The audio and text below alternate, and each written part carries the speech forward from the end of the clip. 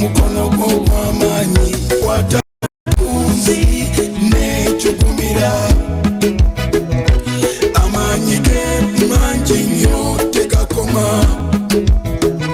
essuubi n'omutima gwange byonna biri mu ggwe nimiridde ggwe n'omutima gwange Mukama ojja kukola nindiridde ggwe n'omutima gwange omuyaga gukome nindiridde ggwe n'omutima gwange Mukama ojja kukola nindiridde ggwe n'omutima gwange omuyaga gukome nindiridde ggwe simanyi oba leero oba enkya naye nze mmanyi olina pulaani esinga omuyaga kagukunte kulyato nywedde sikuta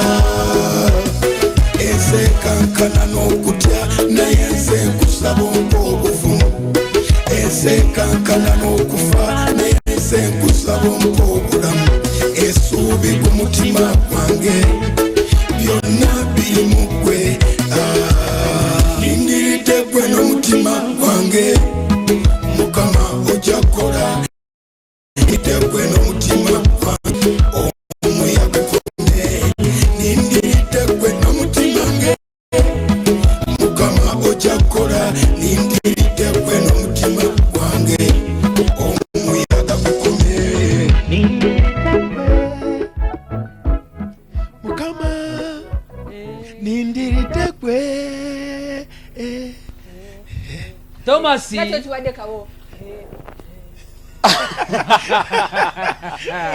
Malaysia abalidirira Mukama era tasabayi wayo and leero mu studio tuyina ndindiridde ggwe hitmaker Pastor Yazid muwanguzi we bali kujja stereo nange ensanyusa okubasanga Mukama yeebazibwe Mukama waffe yeebazibwe awakomoyo I have to get the easy ones awakoma musumba mweyongereyo kale I have to get the easy one first for me because you guys I will take you by surprise musumba agulumizibwe Mukama I don't know ngali mukuri hasi akozezowe oyo akozezowe Simbazi gwe balenye okujja mu studio zaffe tutandikirewa but before we even go further let me first comment Musumba he's a legend he's busy he has a lot of things to do but he kept time but now you see there's some artists who has one song and the song is still a demo. You tell us you got the artist ndange kajogere kuba the artist mwana twafunyemu obuzi my judge is the bottom of my judge was giving mama yamize bafu obuzibu ogenda bawulira nti bagambye bafunyemu obuzibu ogenda kwekanga ku status naina wayimba wala niwebuuza kikibyo so ask yourself that's why you never get there naye God said forgive and forget Musumba thank you so much for taking time thank you you have gone my blood is a litmus is my cousin I came very prepared Musumba yakid rhythm industry yake na industry nakajijjamu natandika okuyingira industry y'okuyimba ate nawe okkiriza okuyita legend ate nga bakuyisa legend that's sounding like legend by the way ha 2018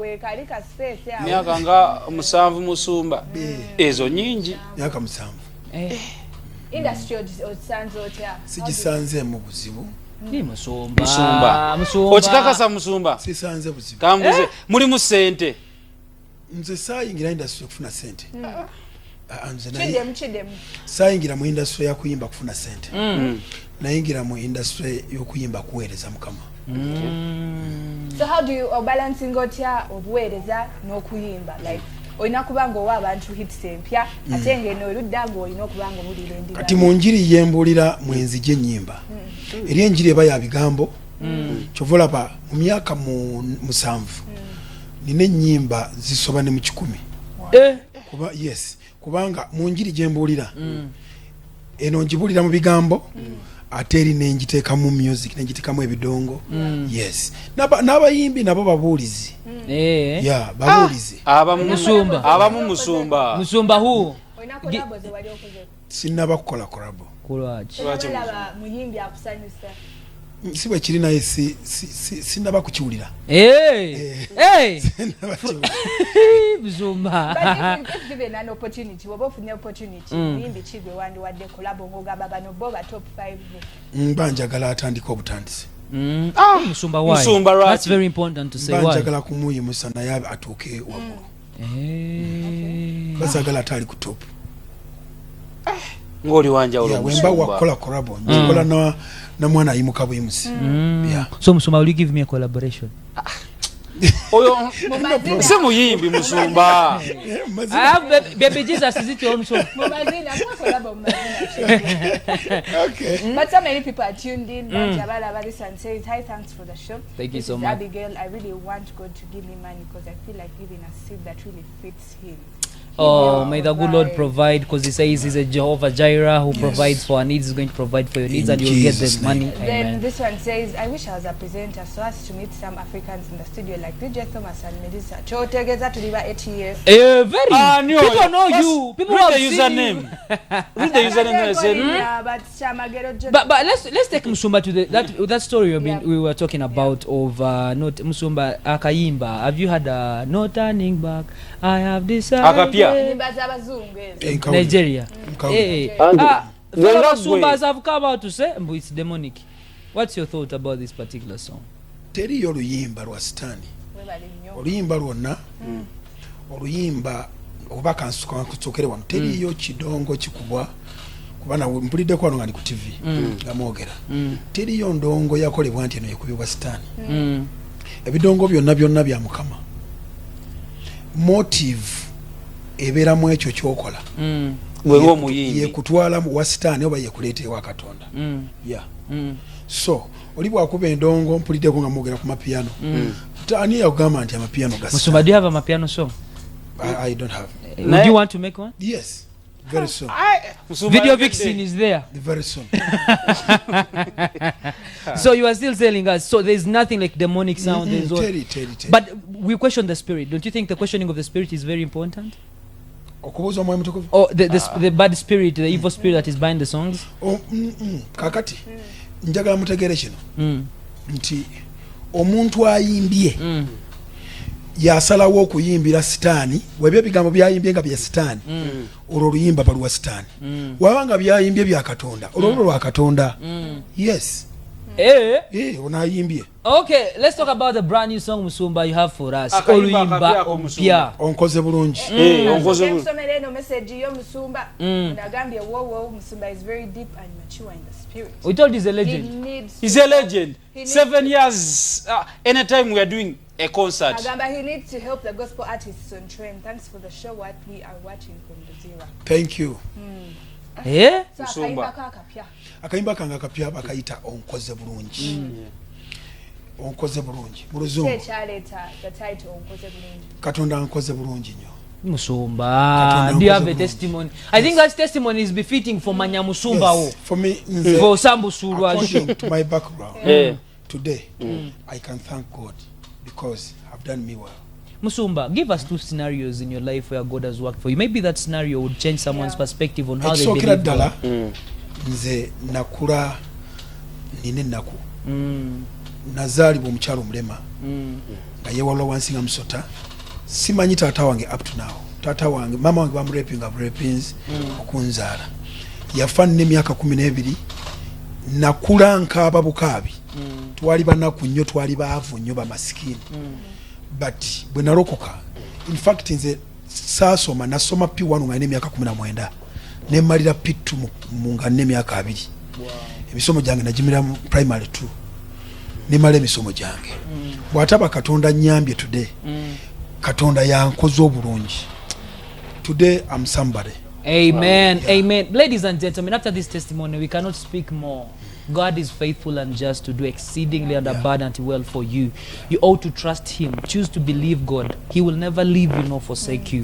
His promises are yes and amen. If he has promised to do it for you, he will do it for you. His word will never return to him void unless it has performed miracles, wonders and signs into your life. Ladies and gentlemen, Uncle Zebulunji. Indeed, God has done as well.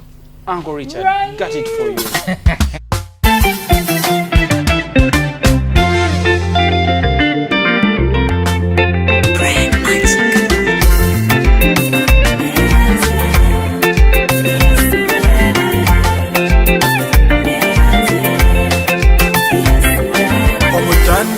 Mukama genda namugerekera Katonda ekuwaki Katonda wange kusaba erobireta simbye Katonda wange sikyatya bwe mbandi nawe omukwano gwo kumala onkoze bulungi Mukama onkoze bulungi webale onkoze bulungi Mukama onkoze bulungi webale onkoze bulungi Mukama onkoze bulungi webale onkoze bulungi Mukama onkoze bulungi webale wenzijukireyo gye wanzija nengamba we wasanga nsi yaleta yazidyo wenamulesa eseno yanteeka ku minzaani nti oyo tajja kusobola kati njogera Uganda newulira nabonaabona nnyonge yapembwa nga naye Mukama gwenfiira tuusa olugero lwange tombalira mu baferiya onkoze bulungi Mukama onkoze bulungi webale onkoze bulungi Mukama onkoze bulungi webale onyambye nnyo yalitayambika onkoze bulungi webale onkoze bulungi Mukama onkoze bulungi webale haleluya wanzawula haleluya wanzawula onkoze bulungi Mukama onkoze bulungi webale Luzungu version tuleke mulero. So you don't want the international audience to understand the song? No. You don't want the international audience to understand? You think Shana is understanding? Do you think the CEO is understanding? Do you think Mami Doreen is understanding I have to translate for them. They're international. She can get. They're not from here. Bulenga, is it local? Bulenga is international. Those are your words. Musumbani yakola video kubanga nganungi Hameyo Musumba twajijjawo eyo video nga y'amaanyi Musumba bamuyita erinnya lye omanyi nkoze video nyingi but ono nakamukozesa Musumba, let's use the mic.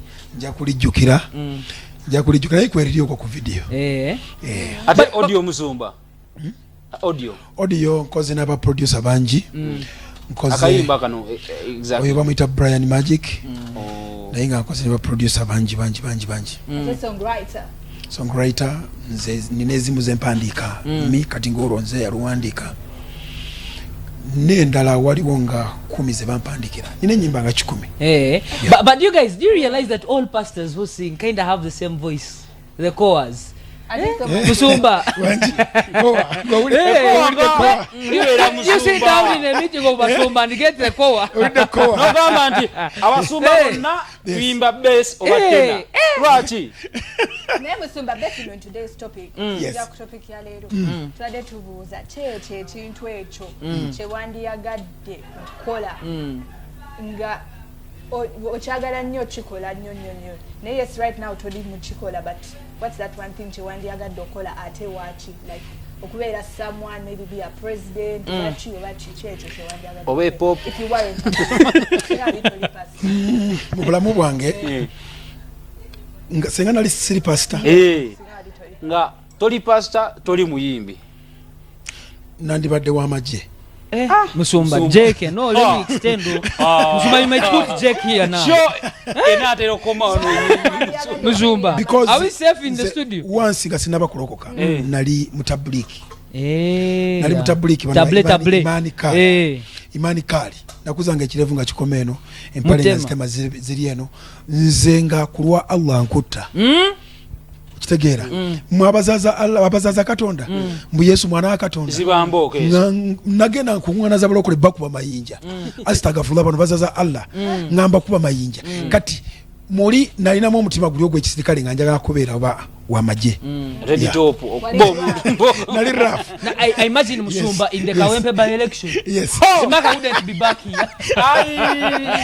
Musumba wandiyagadde okuyingira amagye if opportunity yaliwo. nalya sokola kinali njagadde okuyingira amagi ensi yali entamye nali netamwa bye nayitamu sense of childhood nali ngamba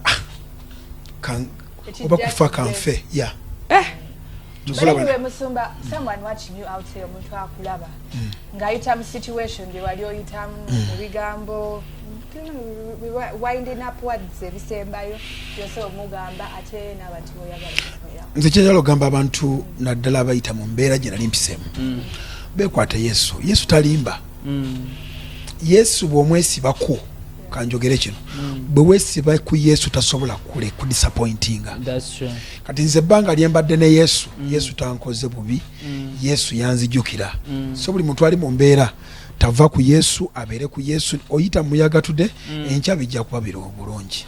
Okay, Musumba, thank you so much for coming through and for gracing this invitation. Yes, the Bible says, I've never seen a righteous forsaken. Atumire Pastor Solomon Mwesigi. Bishop, Doctor. Bishop. Kamutumire. Again, I'm asking Musumba. Jawa kutumira Bishop. Collabo, we're waiting for the collabo. Pastor Solomon featuring. Pastor Yazid. Musumba Solomon. I'm a piano version. Muhim akuba afrobeat nako zino kati oyo tusobola okukola naye kolabo amapiano bulungi ate yaza amapiano this one